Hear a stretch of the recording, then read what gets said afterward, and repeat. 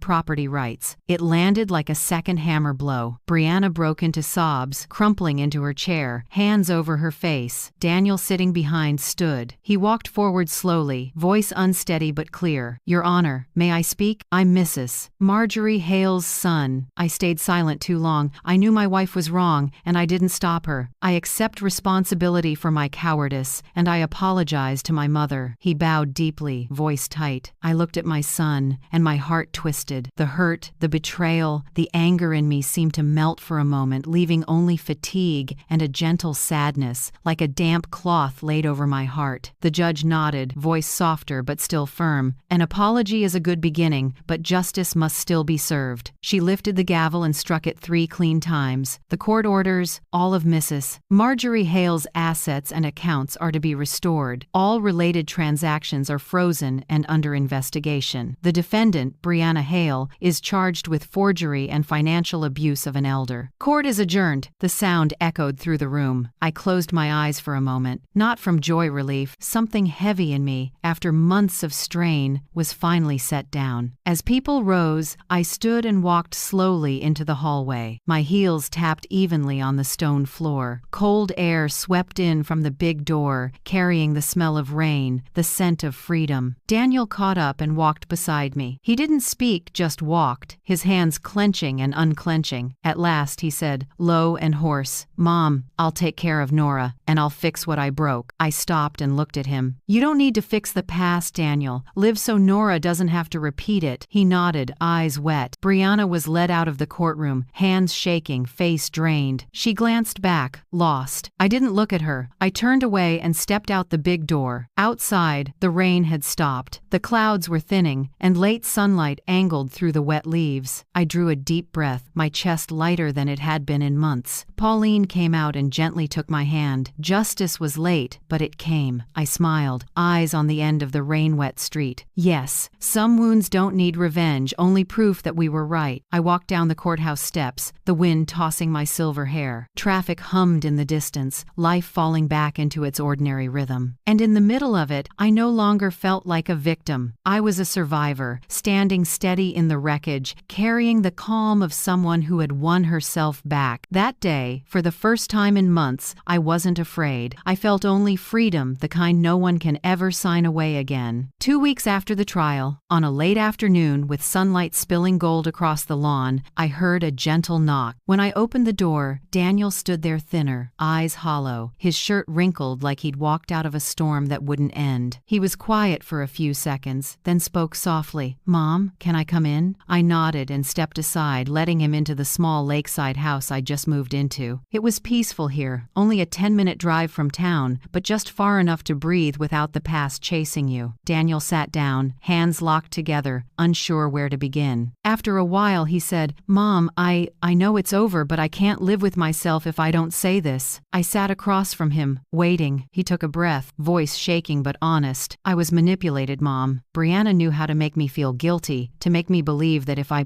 didn't take her side, I was a bad husband, a bad father. I didn't see that I was losing you piece by piece." I looked at my son, and I wasn't angry anymore, just a soft sadness, like wind across the water. I spoke quietly, slow as breathing. "No one controls a person with a conscience, Daniel. They only use your silence. And you let silence speak for you for too long." He bowed his head, his knuckles whitening. "I know, and I'll spend the rest of my life making it right. I just hope you'll let me be your son again." I stood, walked to him, and laid a a hand on his shoulder. "You've always been my son. Sometimes we have to walk through loss to see who's truly still there." His eyes filled. When he left, I watched until his car disappeared behind the trees along the shore. Relief spread through me, not because I'd forgiven, but because I no longer carried resentment. I started over at 70. This little house by the lake used to be the getaway Robert and I bought back in the 80s. Now it's truly home. Every morning I wake before the sun has time to slip through the curtains. I roll out my yoga mat in the living room, breathe deep, and feel the cool air on my skin. Some mornings, the lake lies under a light veil of fog. I sit by the window with a cup of peppermint tea and turn the pages of a book. The only sounds are sparrows calling on the porch and the whisper of wind through the curtains. That feeling quiet, whole, completely free was something I never truly had in all those years of being a wife, a mother, a woman who endured. I planted a small garden by the porch, yellow daisies, lavender, and a few white roses Robert always loved. I tend them daily and talk to them like old friends. Sometimes I think, if flowers had souls, they'd understand me better than the people I once lived with. In the afternoon, I walk the lakeshore with a small notebook to capture stray thoughts, quotes, old memories, things I want to leave for Sophie, the one grandchild I fully trust. Sophie visits every weekend. She's 12, hair the color of honey, eyes as clear as the lake out front. Every time Daniel's car stops, she jumps out and shouts, "Grandma, my hero." I laugh and open my arms. She hugs me tight, the scent of apple shampoo in her hair making my throat catch. In her eyes, there's no pity, only pride, as if I'd stepped out of a fairy tale where the hero is an old woman. That afternoon, we sat on the porch. Sophie bit into a slice of my fresh apple pie and asked, "Grandma, why aren't you mad at Dad anymore? He looks so sad." I smoothed her hair and smiled. "Anger only wears you out, sweetheart. Some people aren't bad, they're weak, and sometimes the best thing we can do is refuse to be weak with them." Sophie thought for a moment, then looked up. "Grandma, I'm scared that when I grow up, people won't believe me like they didn't believe you." I looked into her eyes and saw myself years ago naive, wanting to be understood, wanting to be trusted. I squeezed her hand, my voice slow but certain. "You don't need everyone to believe you. You need to believe yourself, and never let anyone speak for you, Sophie. Once you let them decide who you are, you lose your own voice." She nodded, eyes bright with understanding. She rested her head on my shoulder and whispered, "I want to be strong like you." I smiled, gentle and deep. "No, sweetheart, I'm not stronger than anyone else. I just learned that silence can be a way to fight when it walks with the truth." A soft breeze stirred, carrying a hint of lavender. I looked out at the lake, where the sunset lay like a thin sheet of silk. Peace settled in my chest. Sometimes I think of Brianna not to resent her, but to remind myself that greed and deceit always carry a price. As for me, I finally paid off the debt of blind trust. At night, I sit at my desk and write, "Happiness isn't being loved forever. It's knowing when to leave so you can keep yourself." Then I set down the pen and listen to the crickets and the faint slap of water on the shore. I smile, close my eyes, and feel the night breeze in my silver hair. My life, which once felt withered, is blooming again quietly, steadily, and brightly in its own way. And I know that when the sun rises, I'll start another day no longer afraid of losing anyone and never letting anyone speak for me again. A year after the trial, I stood on a small stage in Belmont's downtown hall beneath a new plaque gleaming with the words, "Hail Foundation for Elder Justice." It's the nonprofit I founded with the assets I reclaimed, with one purpose: to support older women who've suffered financial abuse or been stripped of control by their own families. When I lifted the microphone, faces in the audience, mostly silver-haired women like me, looked up, eyes full of understanding. Some nodded, some quietly wiped tears. I knew many of them had been called useless, too old to be heard. I wanted them to know none of us are truly weak. I spoke low and steady, each word etched into the air. People think age is a sign of weakness. In truth, we're just watching in silence. When you've lived long enough, you learn when to keep quiet and when to speak. Applause rolled through the hall like a warm wave. I smiled and turned to my side where Sophie stood. She wore a simple white dress, her eyes bright, her small hand gripping mine. I felt the warmth in that palm, the passing of the torch to a new generation, clearer and stronger. Sophie looked up and whispered, "Grandma, you're my hero." I squeezed her hand and answered softly but sure, "No, sweetheart. Real heroes don't let others define them. And you'll be one of them." Late light poured through the tall windows, reflecting off the bronze plaque. back. For a moment, I could almost see Robert smiling somewhere, proud that I hadn't let fear decide the rest of my life. After the ceremony, I sat as the hall emptied. Outside, the sun was slipping behind the river, a pale band of orange across the horizon. I sipped tea, listened to the wind, and felt my heart light as paper. I had walked through betrayal, loss, and justice, and now there was only peace. I watched Sophie helping staff clean up and realized something simple. I hadn't just reclaimed assets. I'd reclaimed a voice my own. And for women like me, if you're still listening, thank you for walking with me to the end. I believe that wherever you are, big city or small town, you understand that justice and dignity don't have an expiration date. Tell me where you're watching from, so I'll know how far this story has traveled. And if, like me, you believe that women who stand up at any age deserve to be heard, please